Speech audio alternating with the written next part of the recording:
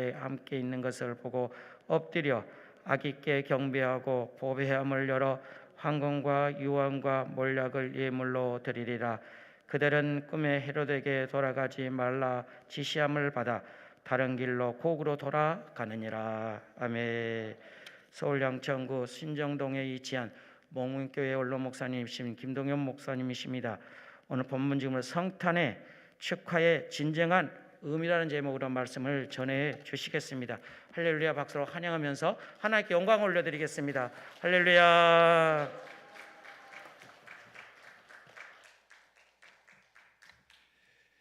나를 사랑하는 자를 내가 사랑하고 나를 간절히 찾는 자를 만나주마 약속하신 하나님, 약속대로 오늘 하나님은 이 땅에 독생자 예수님을 보내신 성탄절입니다. 복되고 거룩한 주일이면서 금년이 마지막 가는 주일이기도 합니다.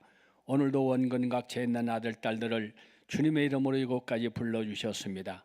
아버지께서 이끌지 아니하면 한 사람도 여기 올 적 없다고 했는데 우리를 이곳까지 인도하신 하나님 영광을 받으시옵소서. 이 민족을 사랑하시고 한국교회를 살리기 위하여 이곳에 구국기도원 우리 강남 금식기도원을 세워주신 하나님, 이 한 해 동안도 다사다난하고 어려움 많았지만 사랑하는 원장님과 모든 주의 종들을 지켜주시고 오늘에 이르게 하신 하나님 앞에 영광을 돌립니다. 오늘 이 시간도 이 자리에 모인 우리 모두가 정말로 찬송하다가 기도하다가 말씀 듣다가 주님을 만나는 은혜의 시간, 축복의 시간이 되게 만들어 주시옵소서. 진정으로 이 땅에 오신 그리스도를 우리만이 아니라 이 나라, 이 땅, 북녘 땅, 온 세계의 모든 사람들이 이 아름다운 복음의 소식을 듣고 다 구원받는 역사들이 일어나게 하여 주시옵소서. 예수 그리스도의 이름으로 기도하옵나이다. 아멘. 할렐루야. 할렐루야. 임마누엘. 메리 크리스마스. 인사하세요. 옆에 분들한테. 메리 크리스마스. 임마누엘. 임마누엘. 예, 임마누엘이라고 하는 말은 하나님 우리와 함께 계시다 그 말입니다. 1년 365일 중에 가장 기쁘고 즐거운 날이 언제죠? 네, 오늘입니다. 오늘이 무슨 날이에요? 네, 성탄절. 성탄절이 무슨 날이에요? 크리스마스. 크리스마스가 무슨 날이에요? 성탄절. 왔다 갔다 그렇게만 하지 말고 오늘은 예수님이 이 땅에 오신 성탄절입니다. 아멘. 아멘.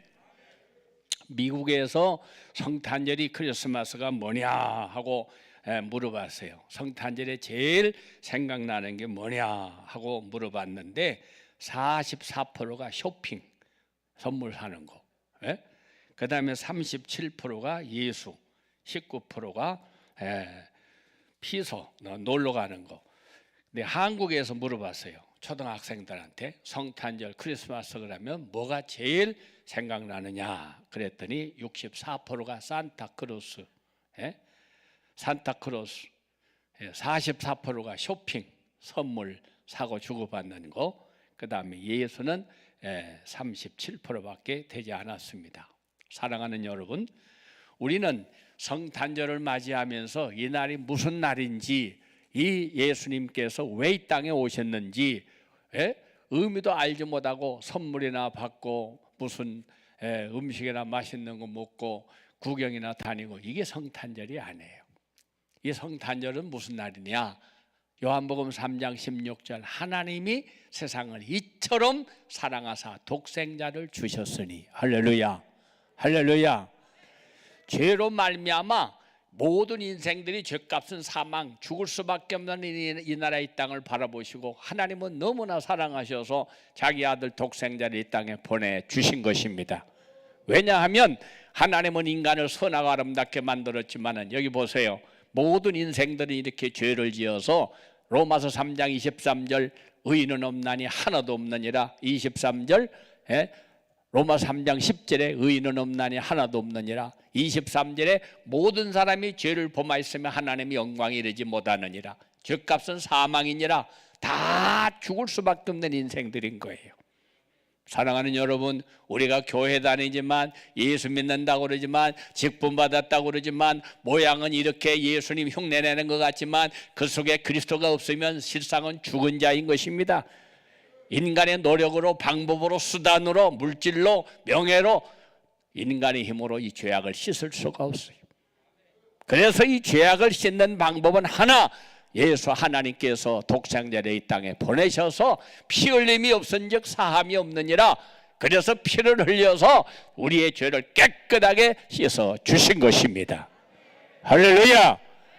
그래서 예수님이 이 땅에 오시는 것은 우리를 구원하시려고, 우리의 죄를 씻어 주시려고 피를 흘리신 거예요.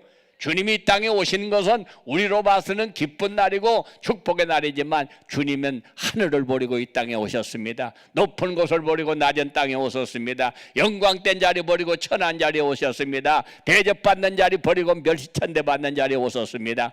하늘을 버리고 이 땅에 오셨습니다. 마구간까지 내려가셨습니다. 무덤까지 내려가셨습니다. 죽으러 오신 거예요.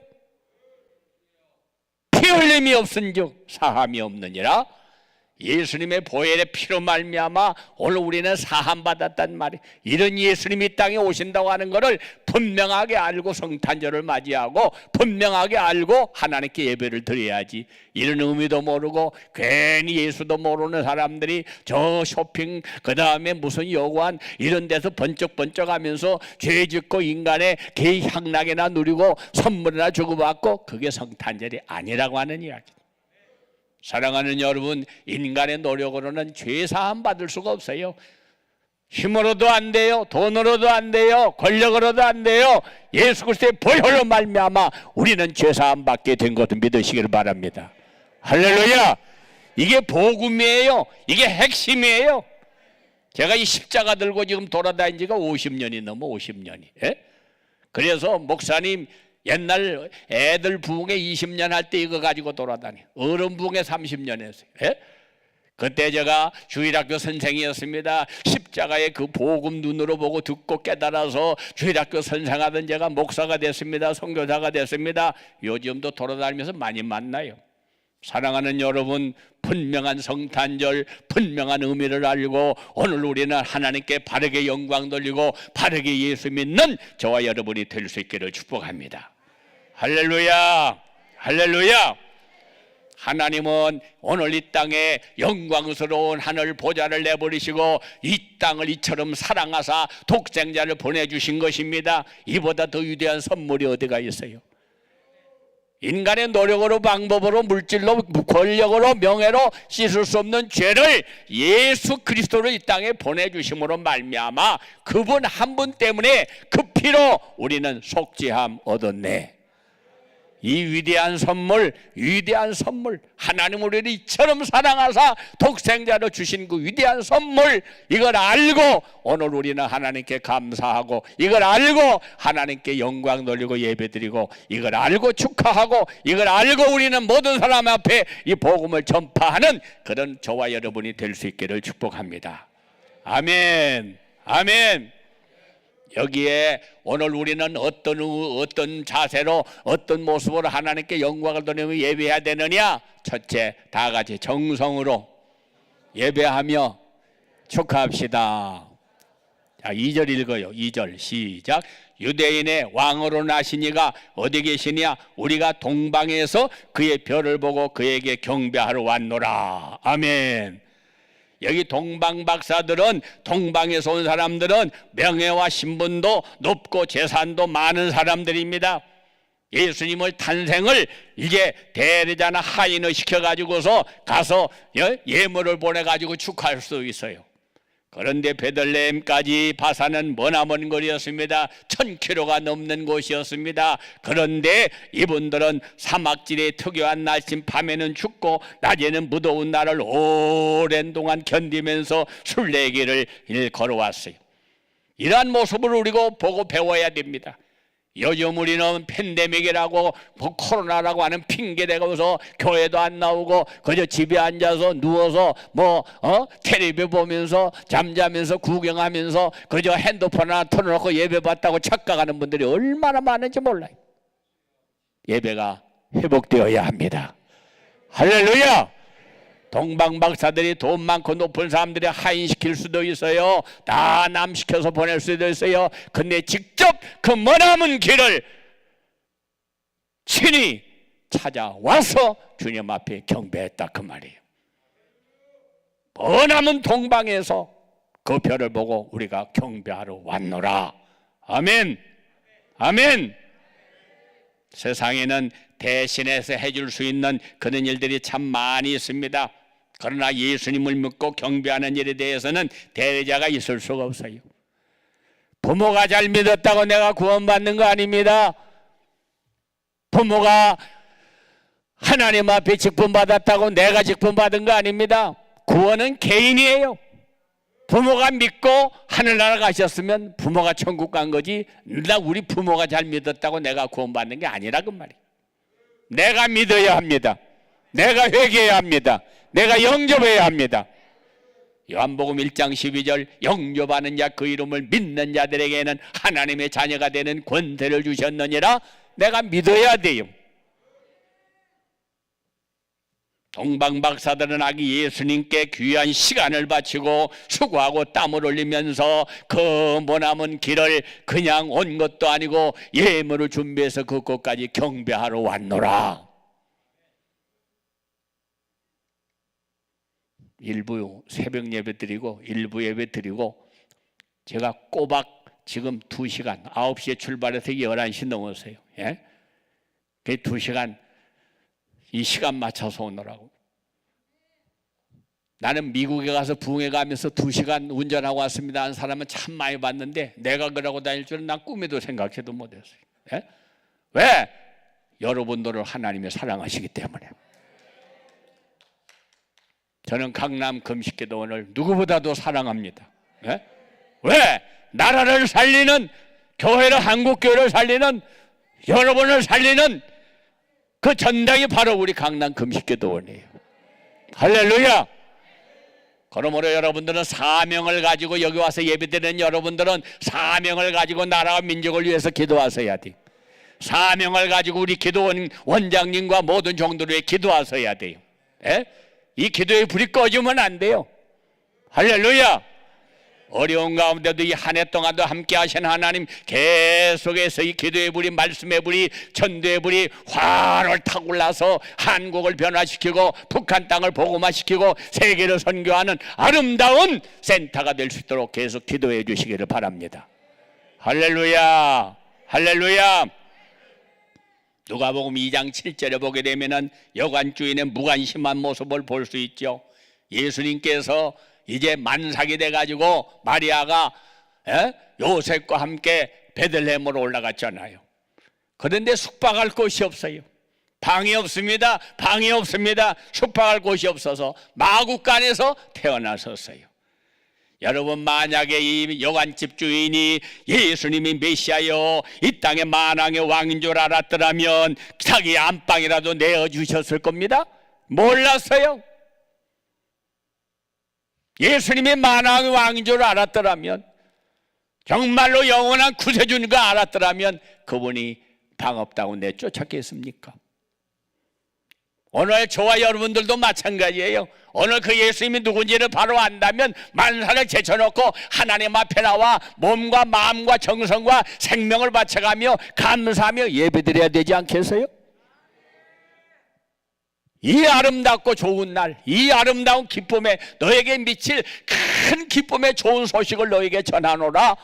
이 소식을 알지 못하고 인간 만나고 세상 가서 무슨 희닥거리는 그것이 영광이고 그것이 무슨 축복이고 그것이 무슨 기쁨이 저를 착각하는 분들이 참 많이 있죠. 사랑하는 여러분, 예수님께서 여관집 주인 구유에서 태어났을 때 여관집 주인이 가만히 앉아서 메시아를 자기에 모실 수 있는 영광, 찾아오신 예수님, 수많은 인생들 가운데, 수많은 집 가운데 우리 집으로 찾아오신 예수님까지도 영접하지 못했어요. 찾아오셨는데도 그 영광스러운 기회를 놓쳐버리고 말았습니다. 여관집 주인은 그저 돈 몇 푼 버는 데만 급급했지 그분이 메시아인 줄을 알지 못했어요. 인류를 구원하려고 하나님께서 보내주신 위대한 선물인 줄을 알지를 못했어요. 예수님의 성탄에 무관심한 이유는 세상 일에 바쁘기 때문입니다. 직장 일에 바쁘고 장사하느라고 바쁘고 사람 만나라고 바쁘고 바쁘다 바빠. 그래서 오늘 하나님을 만나지 못하고 인생을 사는 거예요. 사랑하는 여러분, 얼마나 수많은 하나님 은혜 가운데 우리를 시간을 주시고 은혜를 베풀어 주셨습니까? 오늘이라고 하는 이 날은 어저께 그렇게도 하루 더 살아보려고 발부동 치다가 돌아가신 분들이 못 살아본 오늘입니다, 여러분. 그런 날을 우리는 맞이하고 있어요. 그런데 그 고귀한 거룩한 주일을, 성탄절을 의미도 모르고 뜻도 모르고 여관집 주인처럼 그렇게 문전박대하고 그렇게 외면하는 그런 성탄절을 맞이하는 저와 여러분이 돼서는 안 된다는 말씀입니다. 아기 예수님을 보면서도 메시아는 줄을 몰라 기회를 놓쳐버린 사람, 아기 예수님이 탄생할 걸 알지만 찾아가지도 않는 동네 사람들, 유대 땅에 있는 사람들은 알아요. 들어서 알면 뭐합니까? 자기 땅에 오매 영접지 아니하였으나 영접하는 자 그 이름을 믿는 자들에게만 하나님의 자녀가 되는 권세를 주셨느니라. 찾아오시면 뭐해요? 성탄절이면 뭐해요? 주일날이면 뭐해요? 알지 못했더라. 하나님 만나는 것보다는 인간, 하나님 일보다는 세상 일, 영하는 것보다는 썩어질 거, 그것 때문에 다 바쁘다. 알고 보면 바쁘다 하는 사람 쳐놓고 따지고 보면 바쁜 것도 아니야. 다 헛된 일에 바쁜 거요, 썩어질 일에 바쁜 거요. 영원한 그 일을 위하여, 진정한 축복받는 그 일을 위하여 바쁜 게 아니고 다 인간 만나느라고 하나님 놓치고 세상 일 하느라고 하나님 일 못하고,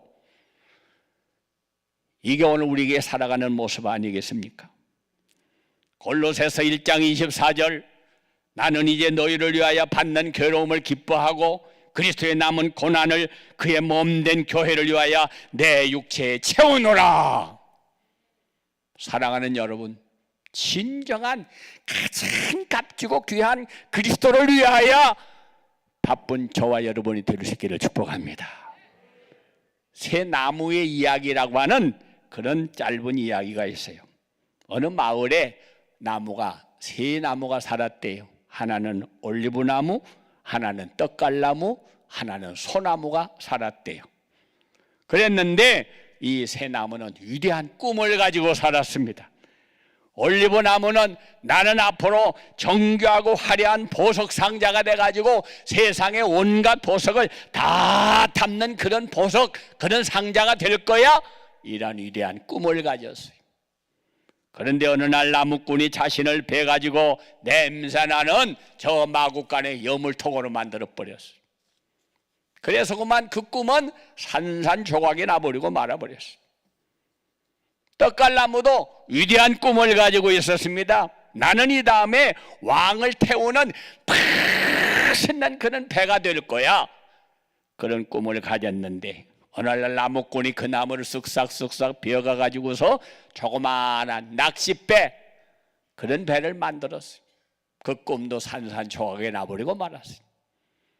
소나무도 큰 꿈을 꾸었습니다. 나는 높은 산 꼭대기에 버티고 서가지고 이제 하나님의 위대하신 창조를 선포하면서 나는 살리라. 그랬는데 어느 날 벼락이 쫙 쳐가지고 그만 소나무가 죽었어요. 그래서 이 소나무는 자기 꿈을 다 빼앗겨버리고 하나님을 원망하며 살게 되었습니다. 오랜 세월이 흘렀습니다. 요셉과 마리아는 아이를 낳을 곳을 찾지 못해서 마구간을 찾았습니다. 아기 예수가 태어난 곳이 어디냐? 바로 그 위대한 꿈을 가졌던 그 나무, 그 올리브나무로 만든 그 여물통에서 예수님은 탄생하셨습니다. 네? 올리브나무는 세상에서 가장 귀한 보물, 하나님의 아들을 담는 그런 위대한 꿈이 이루어진 것입니다. 예수님은 호수 건너편으로 가시기 위하여 크고 멋진 배를 탄 게 아니라 나룻배를 작고 초라한 배를 타셨습니다. 이 배야말로 바로 떡갈나무로 만든 배였습니다. 만왕의 왕이신 예수님을 태우는 그런 배가 되었어요.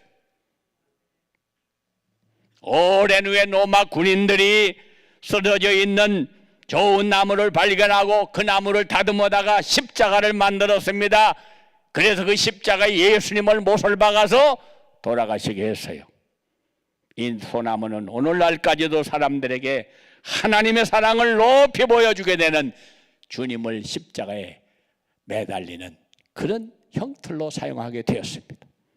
사랑하는 여러분, 여러분은 이 이야기를 들으면서 무슨 생각을 하십니까?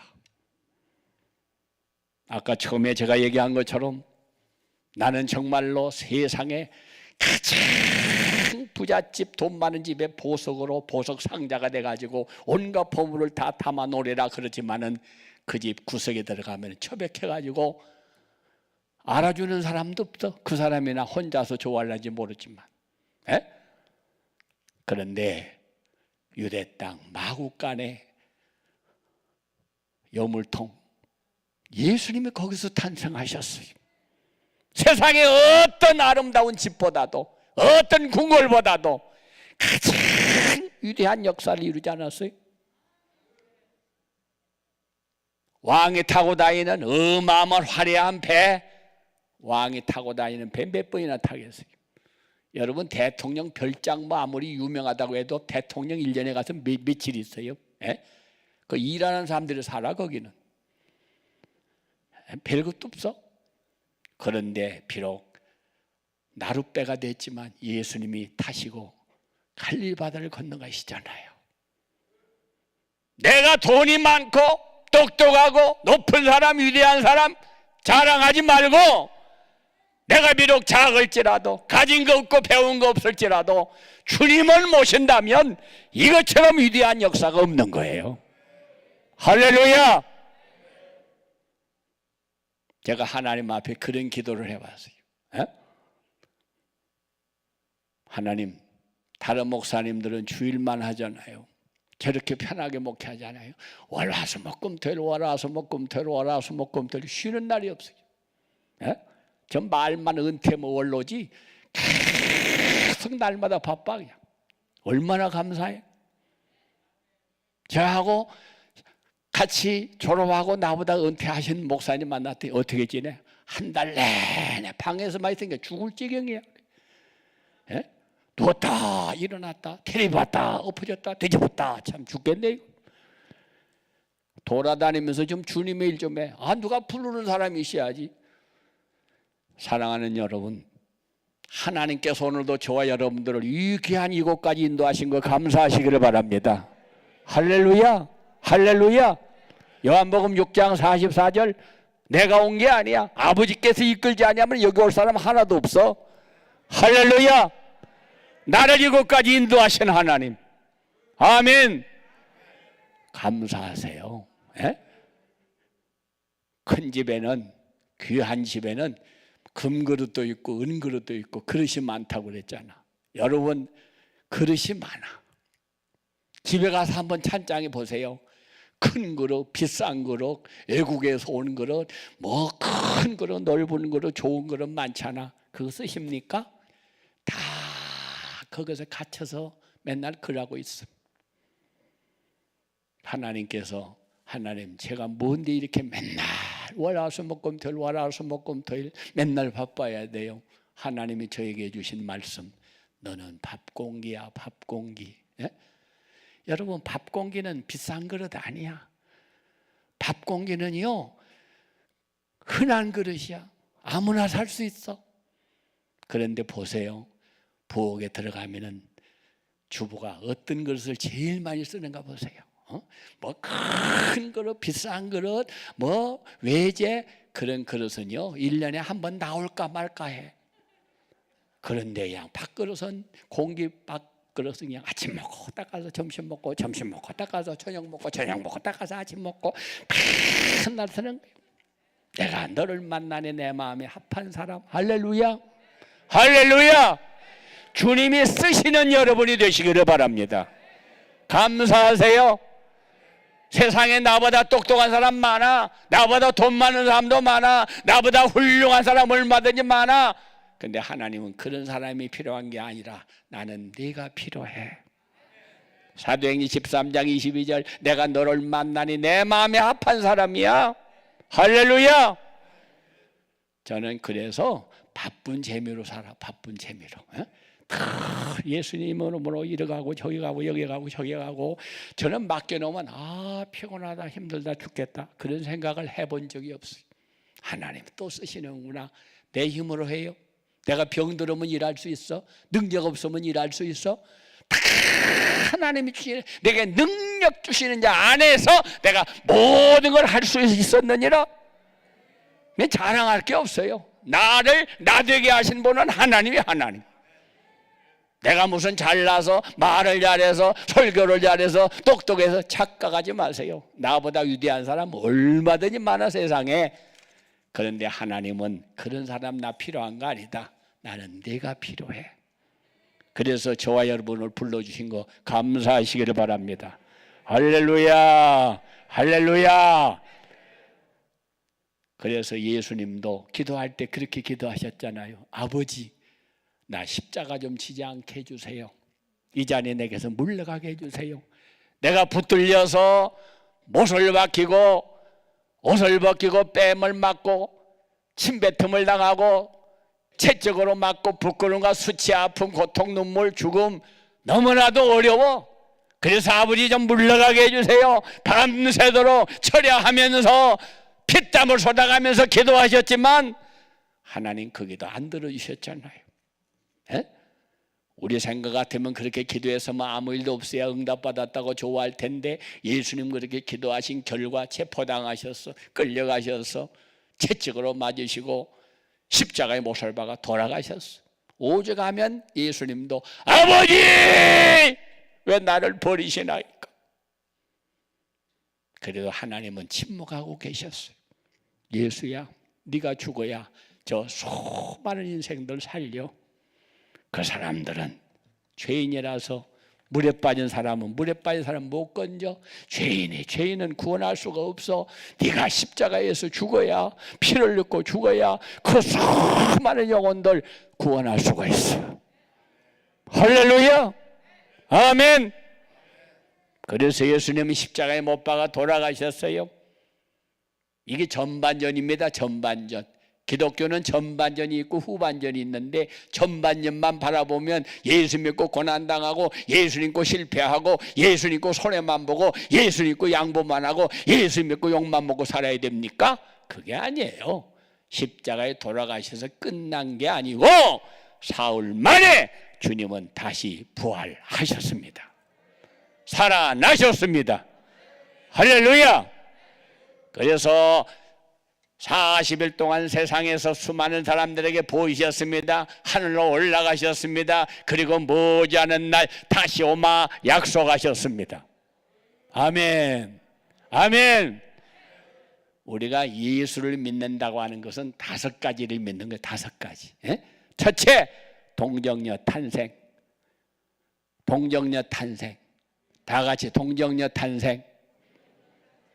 두 번째, 십자가의 죽음. 십자가의 죽음. 십자가에서 돌아가셨어요. 돌아가셨어요. 세 번째, 무덤에서 살아나셨어요. 부활. 부활. 그 다음에 하늘로 올라가셨어요. 승천. 그 다음에 5번째, 재림. 너희가 하늘로 올라가신 예수님은 너희가 본 그대로 다시 오시리라. 이게 복음이에요. 아멘. 이걸 보고 예수 믿는다고 그러는 거예요. 우리는 이 중에 한 가지라도 빠지면 안 돼요. 그래서 우리는 그 예수님께서 이 땅에 오신 십자가에 죽으신 예수까지만 믿지 말고 부활하셨습니다. 하늘로 올라가셨습니다. 반드시 주님 이 땅에 다시 오신다고 약속하셨습니다. 요한복음 14장 1절 너희는 마음에 근심하지 말라. 하나님을 믿으니 나를 믿어라. 내가 가서 너희를 위하여 처소를 예비하면 내가 반드시 너희를 나에게로 데리고 가리라. 할렐루야.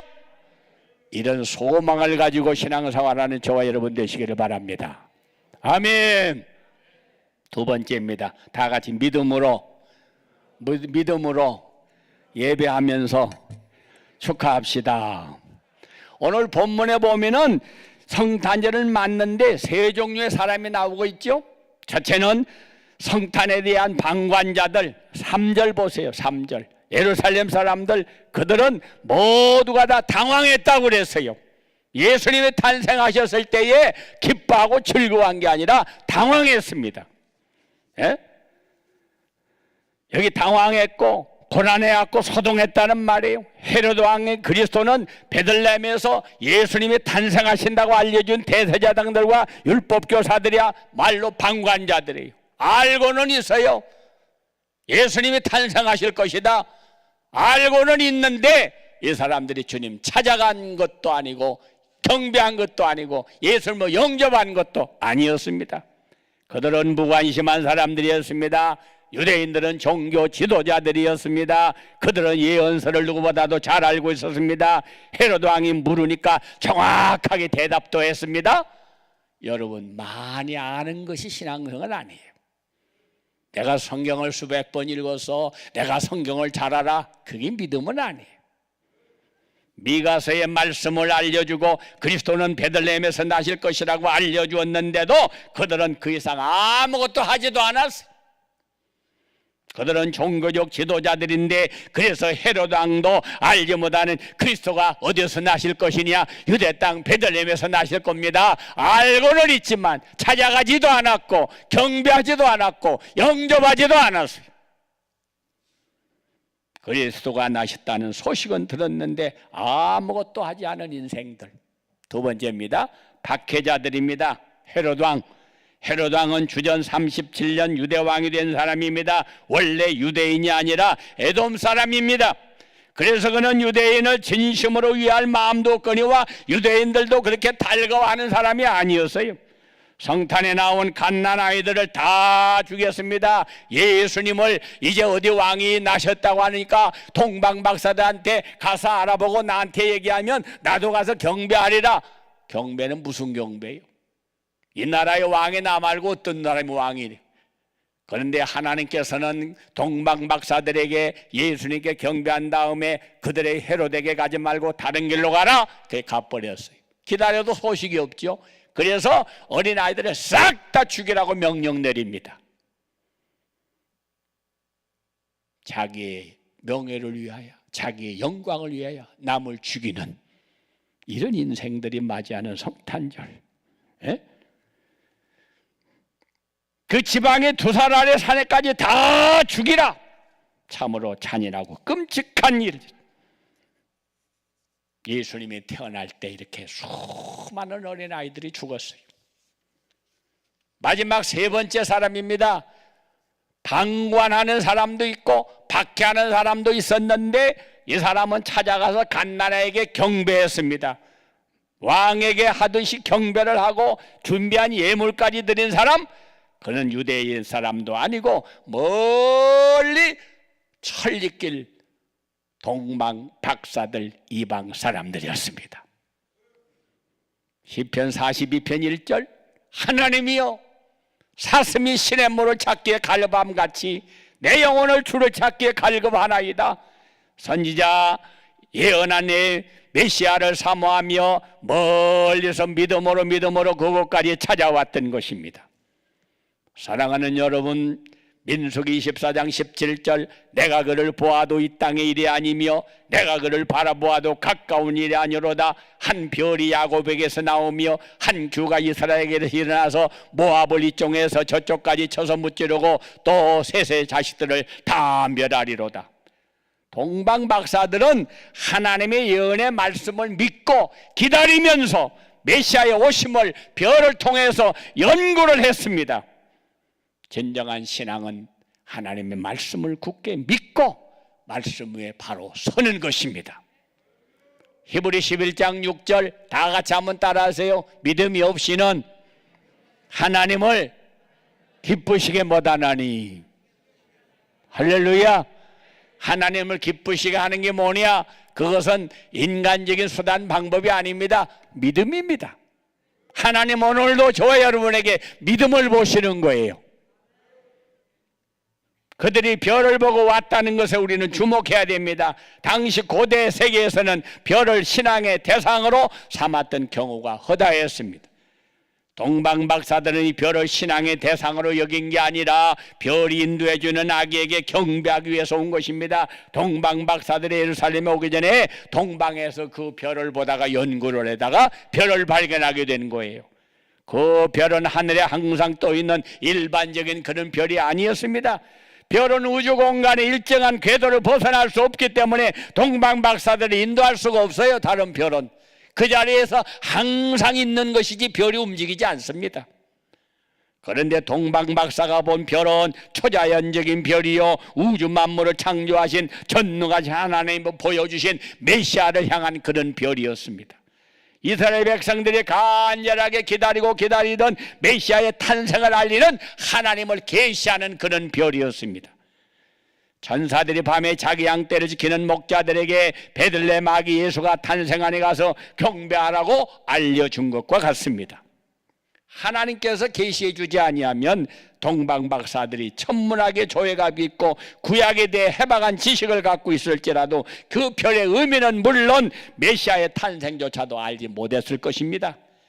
동방박사들은 하나님께서 보여주신 별을 보고 자기의 고향을 떠나서 하루 이틀 가는 길도 아니고 1000km가 넘는 어마어마한 그 먼 데를 그들은 찾아서 주님을 찾아서 경배하러 찾아갔던 것입니다. 사랑하는 여러분, 우리는 이렇게 동방박사들과 같이 주님을 찾아가는 믿음으로 주님을 만나는 믿음으로 하나님께 경배하는 그런 신앙을 소유해야 될 줄로 믿습니다. 험한 산을 넘고 유브라데강과 티그리스강을 건넜습니다. 사막을 지났습니다. 낮에 뜨거운 태양에 목말랐고 밤에는 싸늘한 추위에 떨었습니다. 집에 두고 온 가족들도 마음에 걸렸습니다. 지금처럼 내비게이션이 있어서 길을 안내하는 것도 아니었습니다. 그럼에도 그들은 그걸 불구하고 수많은 날을 참으면서 별이 인도하는 대로 따라갔습니다. 이스라엘 백성들은 애굽에서 430년 동안 종살이를 했어요. 그 고통 속에서 부르짖는 탄식의 소리를 들으시고 하나님은 10가지 재앙을 내리심으로 재앙으로 바로 왕을 항복시키고 애굽에서 그들을 건져 주셨습니다. 그러나 적과 꿀이 흐르는 가나안 땅을 가본 사람들이 하나도 없었습니다. 아무 걱정 의심할 수 없었던 것은 하나님이 그들을 인도하셨기 때문입니다. 하나님의 말씀만 따라가세요. 광야에서 너무나 나무도 없고 숲도 죽을 수밖에 없는 상황 속이지만은 하나님은 구름기둥으로 그를 보호하시고 한 사람도 뒤어 죽지 않도록 막아주셨어요. 그 추운 밤에는 얼어 죽지 않도록 불기둥을 그들 보내가지고 그들을 보호해 주셨습니다.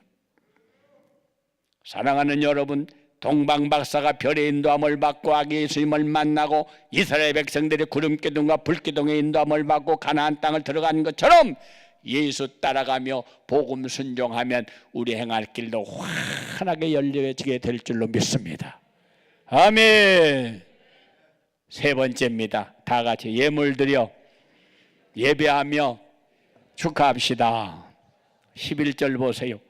집에 들어가 아기와 그의 어머니 마리아가 함께 있는 것을 보고 엎드려 아기께 경배하고 보배합을 열어 황금과 유향과 모략을 예물로 드리니라. 연세가 많지만 동방 박사들이지만 그곳에 와서 애기 예쁘게 생겼다, 잘생겼다 구경하고 간 게 아니고 엎드려서 경배하면서 가지고 왔던 가장 귀하고 값진 황금, 유향, 모략을 예물로 드렸더라. 동방박사들은 그토록 멀고 험한 길을 달려오면서 빈손으로 오지 않았습니다. 예수님께 드릴 예물을 준비했어요. 너희는 내 앞에 빈손으로 보이지 말아라. 물질 속에 내 마음이 있느니라. 우리가 하나님 앞에 헌금하는 것은 성경에 돈 바쳐라 그런 말씀 없지만 물질 속에 내 마음이 있느니라. 그래서 우리의 마음을 드리는 거예요. 회개하는 마음, 감사하는 마음, 서원하는 마음, 하나님 앞에 마음을 담아서 하나님께 드리는 거예요. 마태복음 6장 21절 그 내 보물 있는 곳에 내 마음도 거기 있느니라. 그래서 우리의 마음을 드리는 겁니다. 할렐루야. 동방박사들은 가장 고귀한 예물을 준비했습니다. 세상 사람들도 가족이나 사랑하는 사람들의 생일을 맞이하면 선물을 준비해서 가져다 줍니다. 사랑하는 여러분, 선물은 받는 사람에게 즐거움이요 기쁨인 거예요. 우리도 1년에 한 번씩 다가오는 생일을 축하할 때에 선물을 준비하는 것처럼 예수님의 탄생을 축하하면서 빈손으로 오지 않고 예물을 준비해온 동방박사들처럼 정성된 마음을 물질에 담아 하나님께 드릴 줄 아는 그런 믿음을 가지시기를 바랍니다. 첫째로 뭘 드렸어요? 황금을 드렸어요. 황금은 언제 어디서나 가장 귀한 것으로 불변하는 보석입니다. 왕에게 드리는 합당한 예물로 동서고금을 막론하고 황금은 가장 최고의 예물이에요. 세상에서 돈은 다 불타고 없어져도 황금은 두고두고 빛이 납니다. 물에다 집어넣어도 썩지도 않아, 땅속에 집어넣어도 변질되지도 않아. 그래서 언제나 자기의 빛을 항상 자랑하고 있는 거예요. 예수 그리스도의 영원한 왕권을 의미합니다. 당시 역사가 세네카는 당시 중동에서는 이런 말이 있었다고 합니다. 황금을 가지지 않고는 왕을 만날 생각을 하지 말아라. 이집트에서 발견되는 파라오의 무덤 속에 있는 왕들의 얼굴은 다 황금으로 덮여 있습니다. 이는 이 땅에 태어난 메시아 아기 예수는 만왕의 왕이라고 하는 그런 고백을 담아서 드린 것입니다. 두 번째입니다. 유황은 가장 고귀한 향품이에요. 유황은 주로 아라비아 지방의 보스웰리아라는 나무에서 추출된 액체의 향유를 말하는데 이것은 예수님의 제사장 직분을 상징하는 것입니다. 유황은 성전에서는 제사 드릴 때 사용되었습니다. 제사 중에서 가장 많이 드린 제사가 소제였습니다. 소제가 무슨 제사냐? 일종의 감사 제사입니다. 소제를 드릴 때는 반드시 유향이 필요했습니다. 레위기 2장 1절 누구든지 소제 예물을 예수님 하나님께 드리고자 할 때 고운 가루로 예물을 삼아 그 위에 기름을 붓고 그 위에 유향을 놓아 아론과 자손 제사장들에 가져갈 것이요, 제사장은 고운 가루 한 움큼과 기름과 모든 유향을 가져다가 기름물로 제단 위에서 불사를 지니 이제는 화제라 여호와께 향기로운 냄새니라. 유향을 선물하는 것은 예수님은 영원한 우리의 제사장이라고 하는 말씀이에요. 그래서 그 제사장이 우리를 위하여 제사를 드려줌으로 말미암아 우리의 더러운 죄가 깨끗하게 사함받고 우리는 하나님의 자녀가 된 줄로 믿습니다. 구약시대 때 제사장이 희생물을 태워 향기로운 제물로 하나님께 제물을 드렸던 것처럼 예수님께서 친히 자기를 속죄 제물로 드려서 이제 십자가의 못을 박아 돌아가심으로 말미암아 우리 모든 인류를, 저와 여러분들을 구원해 주신 줄로 믿습니다. 그래서 막달라 마리아가 예수님의 머리에 값비싼 향유를 부을 때에 예수님 뭐라고 말씀하셨느냐? 너는 나의 장례를, 죽음을 준비했구나, 그렇게 말씀하셨습니다.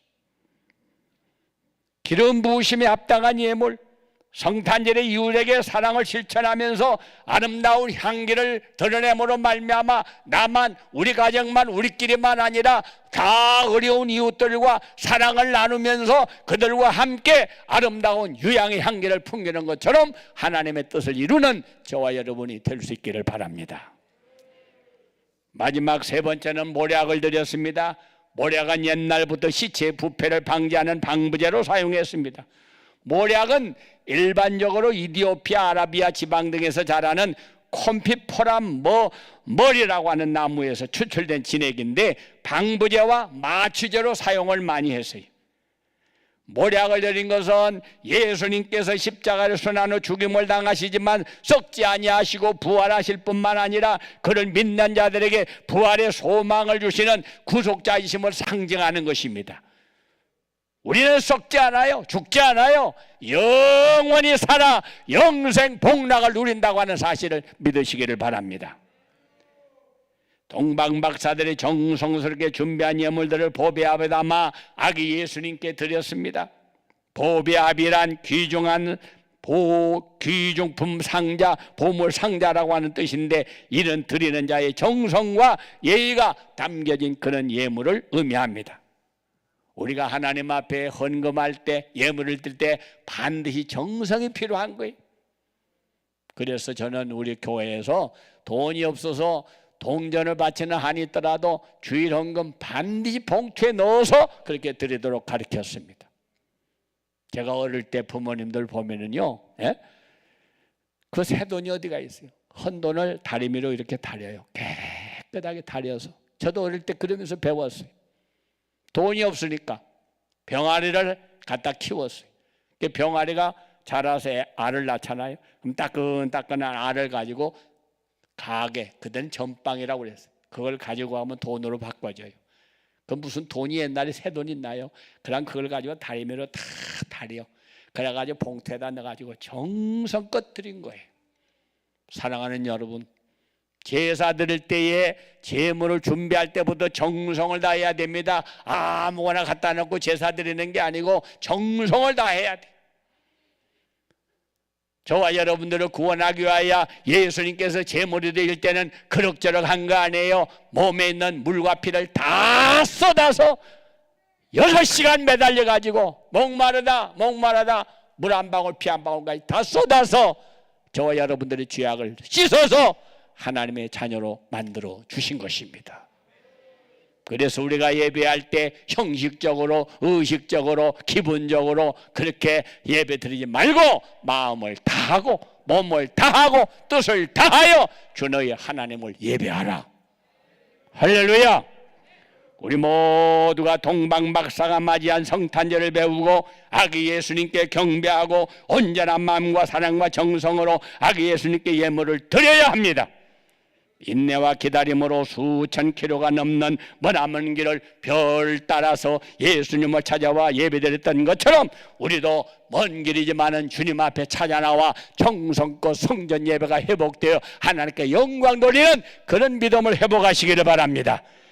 그리고 겸손하게 경배한 동방박사들에게서 예배하는 자의 모습을 배워야 됩니다. 정성을 다하여 준비한 예물을 드린 것처럼 성탄절의 주인공 되시는 예수님한테 몸과 마음과 정성을 다해서 하나님께 예배하고 하나님을 찬양하고 그 하나님을 모든 사람 앞에 전파하는 증인된 삶을 살아가는 저와 여러분이 될 수 있기를 축복합니다. 자비하신 하나님 감사합니다. 죄로 말미암아 죽을 수밖에 없는 인생들을 살리기 위하여 하나님은 세상을 이처럼 사랑하셔서 독생자 예수님을 보내주셨습니다. 그토록 기다리던 대림절이 지나고 이제 주님이 오늘 이 땅에 오셨습니다. 이 땅에 오신 예수님을 수많은 사람들을 영접하지 아니하였으나 영접하는 자 그 이름을 믿는 자들에게는 하나님의 자녀가 되는 권세를 주신다고 그랬는데 그 예수님을 내 마음에 모시고 예수님을 전파해서 수많은 사람들도 내 가정도 내 이웃도 이 민족도 내 북녘 땅도 온 세계도 예수 믿어 구원받는 기적의 역사들이 일어나게 하여 주시옵소서. 다 같이 두 손 번쩍 들고 주여 세 번 부르며 통성으로 함께 기도하시겠습니다. 주여 주여 주여. 하나님 아버지